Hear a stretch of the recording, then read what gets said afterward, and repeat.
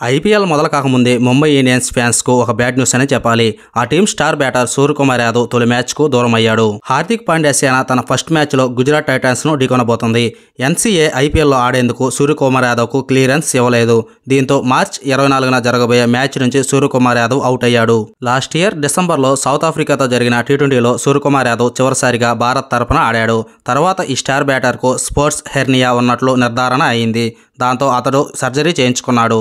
Hi friends, మీరు కానీ Suryakumar Yadav fans అయింటే Suryakumar గురించి మీ అభిప్రాయాన్ని కామెంట్ రూపంలో తెలియజేయండి. అలాగే ఈ వీడియో కానీ నచ్చితే ఒక లైక్ చేయడం మాత్రం మర్చిపోకండి. ఫిట్నెస్ నిరూపించుకోవాలని కొన్ని వారాలుగా ఎన్సీఏలో కష్టపడుతున్నాడు.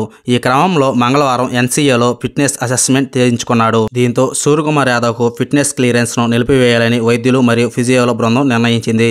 దీంతో తీవ్ర నిరాశ చెందాడు సూర్యకుమార్ యాదవ్. మళ్లీ సూర్యకుమార్ యాదవ్ మార్చి 21న ఫిట్నెస్ టెస్ట్ చేయించుకోబోతున్నాడు. ఇందులో పాస్ అయితే మార్చి 27న జరగబోయే సన్ రైజర్స్ హైదరాబాద్ మ్యాచ్లో సూర్యకుమార్ యాదవ్ పాల్గొంటాడు. ముంబై టీం ఏప్రిల్ 1న రాజస్థాన్ రాయల్స్, ఏప్రిల్ 7న ఢిల్లీ క్యాపిటల్స్తో ఆడనుంది.